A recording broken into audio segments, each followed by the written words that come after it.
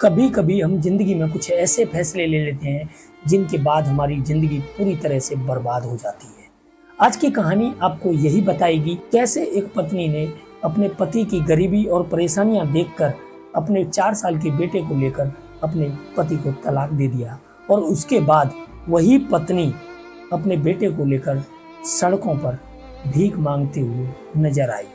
तो इस कहानी को आपको मैं विस्तार से बताऊं उससे पहले आपसे एक रिक्वेस्ट है कि चैनल पर नए हो तो चैनल को सब्सक्राइब कर लेना और वीडियो पसंद आए तो लाइक और कमेंट जरूर करना।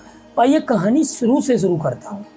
एक पति पत्नी है जो दिल्ली के आज़ाद नगर में रहा करते हैं। उन पर एक लगभग 3 साल का बच्चा भी है।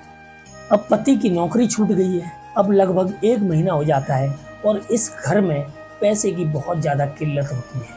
पत्नी बहुत परेशान होती है और पति को लगातार ताने मारा करती थी। पति परेशान होकर एक दिन जो मजदूरों का अड्डा होता है उस अड्डे पर जाता है। यहाँ से किसी एक मार्बल मिस्त्री के साथ मजदूरी करने चला जाता है जहाँ उसे रोज के 400 रुपये मिला करते थे।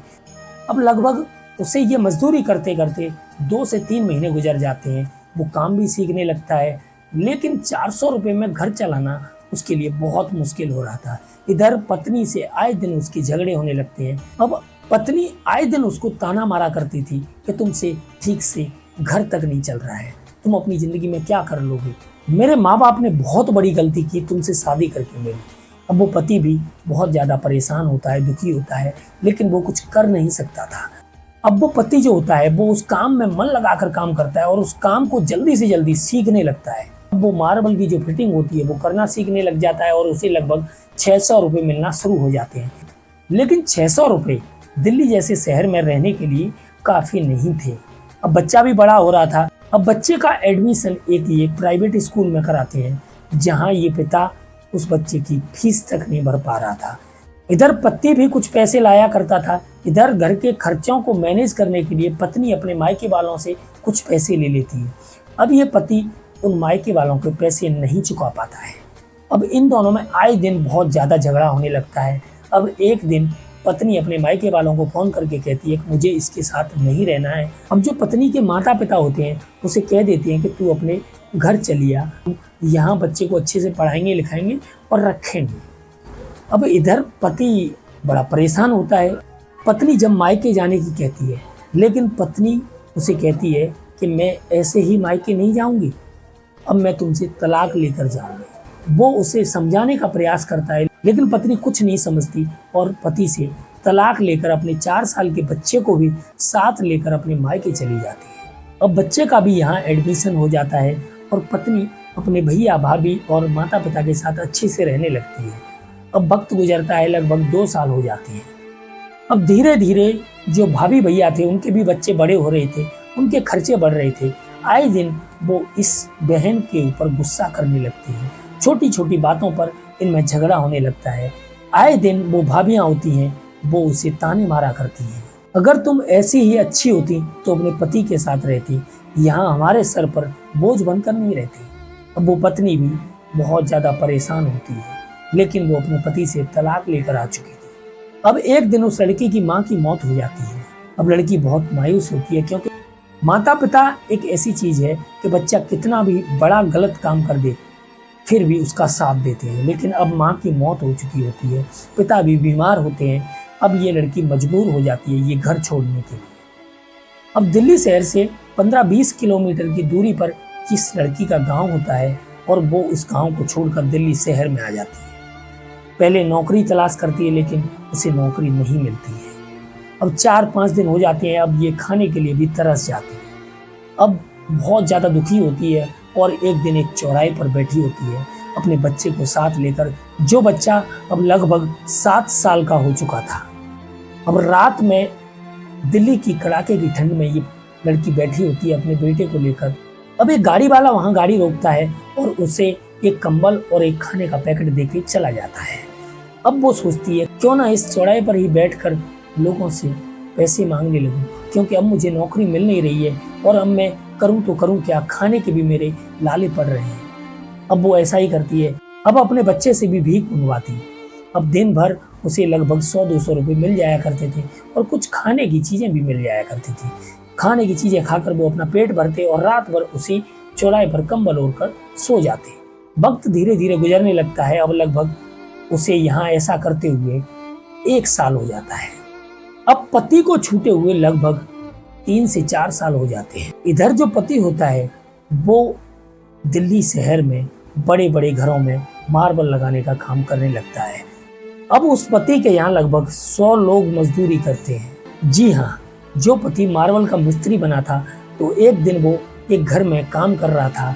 उस घर का जो मालिक था वो उस इंसान के काम को देखकर बहुत ज्यादा प्रसन्न हुआ था। जिस घर में वो मिस्त्री काम कर रहा था वो मकान मालिक जो होता है वो उससे कहता है कि मैंने अभी 10 बंगले बनवाए हैं, उनमें मार्बल और ग्रेनाइट फिट करवाना है। क्यों ना आप इस मिस्त्री से अलग होकर कुछ लड़के साथ लेकर आप मेरा काम कर दीजिए। वो उस लड़के से कहता है कि जितना पैसा इस मिस्त्री को मैं दे रहा हूँ उतना ही पैसा मैं आपको दे दूंगा, लेकिन काम मेरा अच्छा होना चाहिए। अब ये लड़का इस बात से राजी हो जाता है और उसका काम करने लगता है। अब धीरे धीरे समय गुजरने लगता है। अब जो मकान मालिक था वो एक बिल्डर था। उसके पास 10 बंगले बनाता है ये लड़का और लगभग उसे उन बंगलों में 2 लाख का फायदा होता है। अब ये लड़का उस बिल्डर का काम करने लगता है। कभी कहीं बंगलों में मार्बल ग्रेनाइट फिट करना तो कभी किसी मकान में फिट करना, कभी कहीं बड़े बड़े फ्लैट्स में मार्बल और ग्रेनाइट की फिटिंग करना।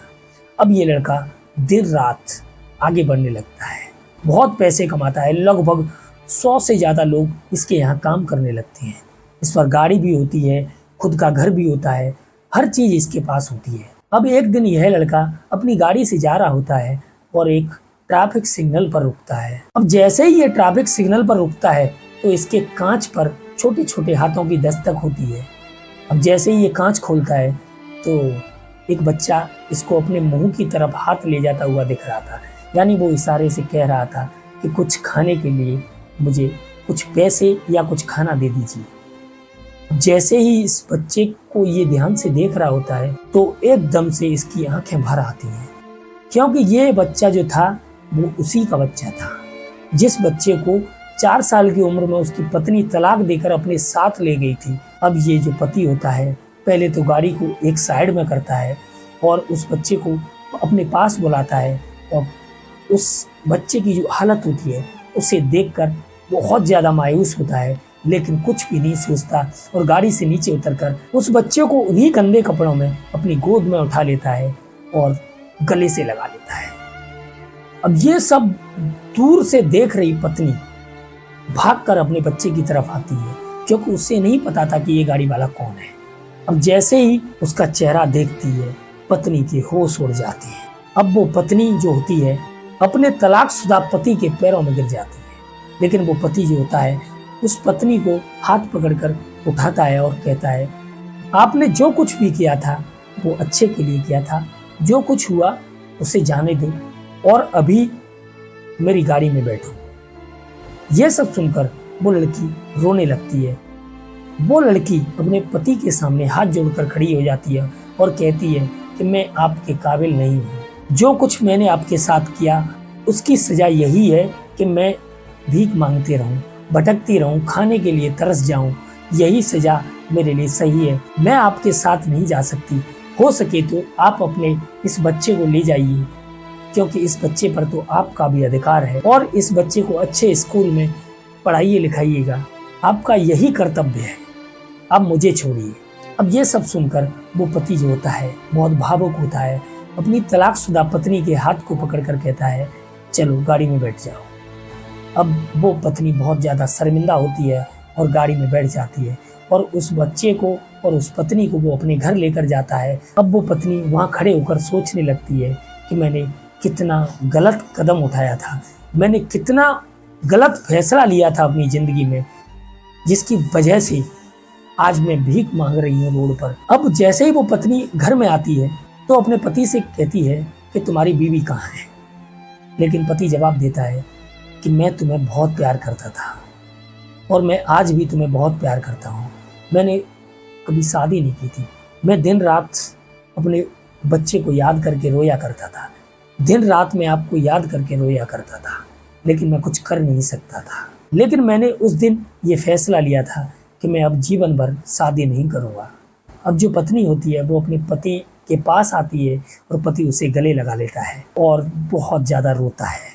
ये कहानी हमें इतना ज़रूर सिखाती है कि हमें ज़िंदगी में जल्दबाजी में फैसले नहीं लेने चाहिए, चाहे वो काम के सिलसिले में हो, चाहे वो जॉब के सिलसिले में हो, चाहे वो आपके बिजनेस के सिलसिले में हो या फिर आपके रिश्तों के सिलसिले में हो।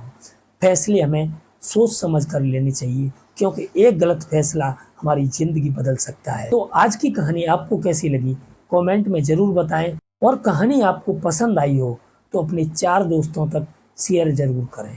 मिलते हैं अगली वीडियो के साथ, तब तक के लिए जय हिंद, जय भारत।